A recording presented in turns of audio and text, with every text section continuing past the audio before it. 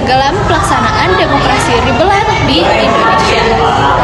Saya akan menjelaskan terjadinya sistem liberal.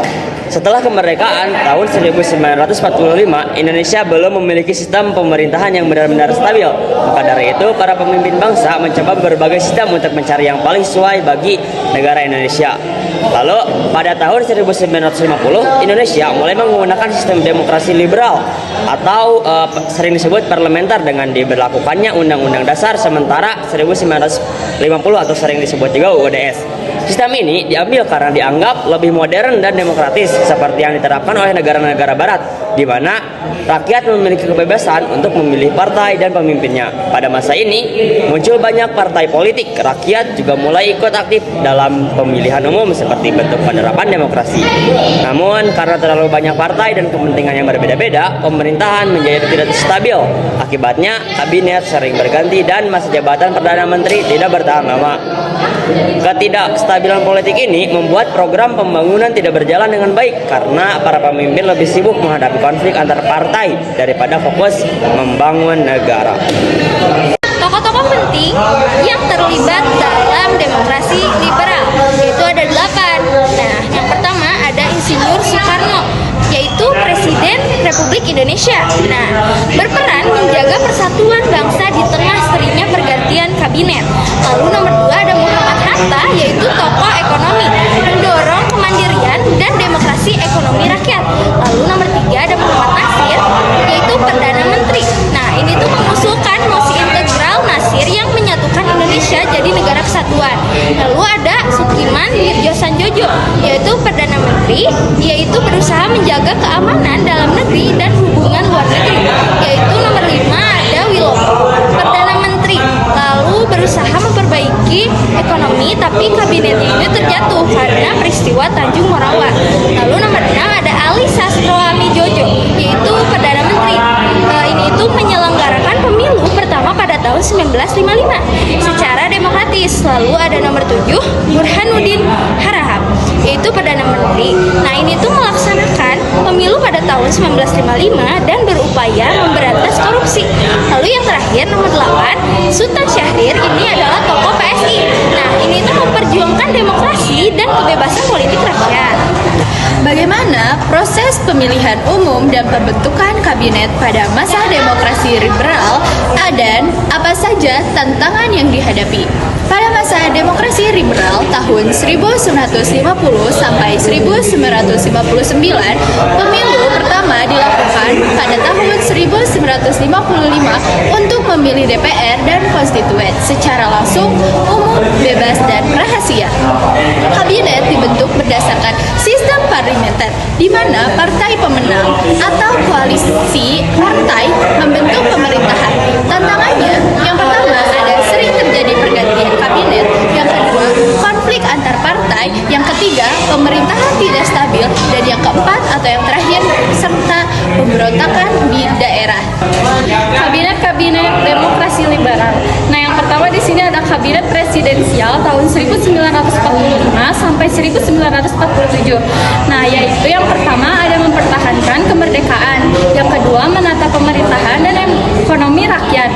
Nah, yang kedua kabinet Sajir tahun 1945 sampai tahun 1947, yaitu melakukan diplomasi dengan Sekutu dan Belanda serta mencari pengakuan kedaulatan Indonesia. Yang ketiga yaitu kabinet Amir Safiruddin tahun 1947 sampai tahun 1948, yaitu menyusun strategi menghadapi Belanda serta melanjutkan perundingan Renville. Nah, yang keempat ada kabinet Hatta tahun 1948 sampai 1949, yaitu menstabilkan ekonomi serta mempersiapkan bentuk negara kesatuan. Yang kelima yaitu kabinet RIS atau RIS tahun 1949 sampai 1950, yaitu menyatukan wilayah Indonesia dan menyelesaikan masa transisi dari Belanda. Yang keenam kabinet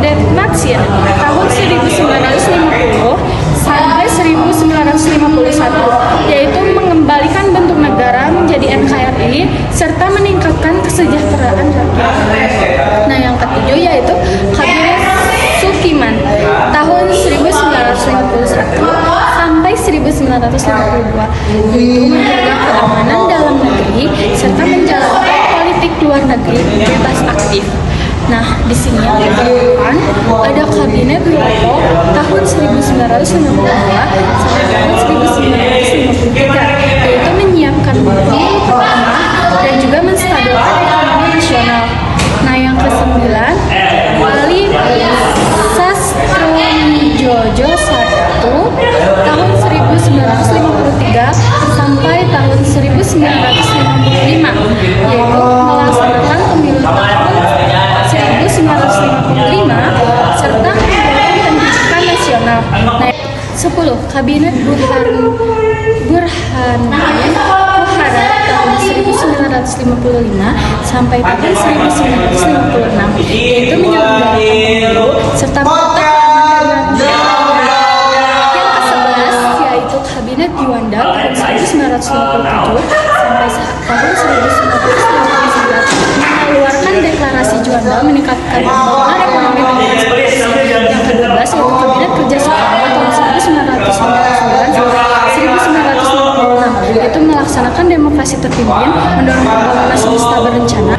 13. Kabinet Pembangunan tahun 1968 sampai tahun 1998, yaitu dipimpin Soeharto dan juga fokus pada stabilitas dan pembangunan ekonomi serta melaksanakan repelita dan swasembada pangan. Nah, yang ke-14 yaitu Kabinet Reformasi Pembangunan tahun 1958 sampai 1999, yaitu dipimpin B.J. Habibie serta melakukan reformasi politik dan menyelenggarakan pemilu tahun 1999. Yang ke-15 yaitu Kabinet Gotong Royong tahun 2001 sampai 2004, yaitu dipimpin Megawati Soekarno Putri serta memulihkan ekonomi nasional dan menangani terorisme dan pembangunan infrastruktur. Yang ke-16 Kabinet Indonesia Bersatu 1 dan 2 tahun 2004 sampai 2014, yaitu dipimpin Susilo Bambang Yudhoyono serta memperkuat pemerintahan bersih dan transparan, dan yang terakhir yaitu mengurangi kemiskinan. Nah, yang ke-17 yaitu Kabinet Kerja tahun 2014 sampai 2019, yaitu dipimpin Joko Widodo membangun infrastruktur besar-besaran serta melaksanakan pembangunan. Dan yang terakhir yaitu yang ke-18 yaitu Kabinet Indonesia Maju tahun 2019 hingga sekarang, yaitu dipimpin Joko Widodo dan Ma'ruf Amin, dan juga meningkatkan kualitas SDM serta membangunkan ibu kota Nusantara dan juga mendorong ekonomi hijau dan digital.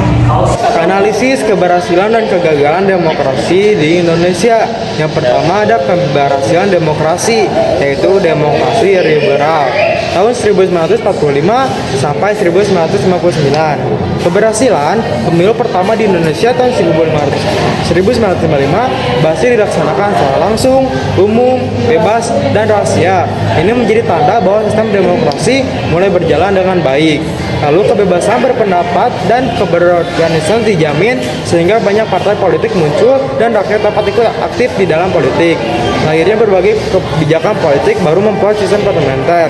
Demokrasi mulai dikenal luas oleh masyarakat sebagai cara pengatur pemerintah. Yang B ada demokrasi termimpin. Keberhasilan stabilitas politik relatif terjaga karena kekuasaan di pusat pada presiden, sehingga keputusan dapat diambil cepat. Berhasil membentuk lembaga-lembaga baru seperti DPRS, struktur dan TMPRS yang memperkuat struktur pemerintah. Pemerintah berusaha memperjuangkan kepentingan nasional, misalnya dalam politik luar negeri bebas aktif dan memperjuangkan Prabowo tidak barat. Lalu yang C, demokrasi orde baru. Stabilitas politik dan keamanan meningkat, membuat kondisi negara lebih terkendali dibanding masa sebelumnya. Pertumbuhan ekonomi tinggi, terutama pada tahun 1970 sampai 1990 dengan pembangunan besar-besaran di berbagai sektor.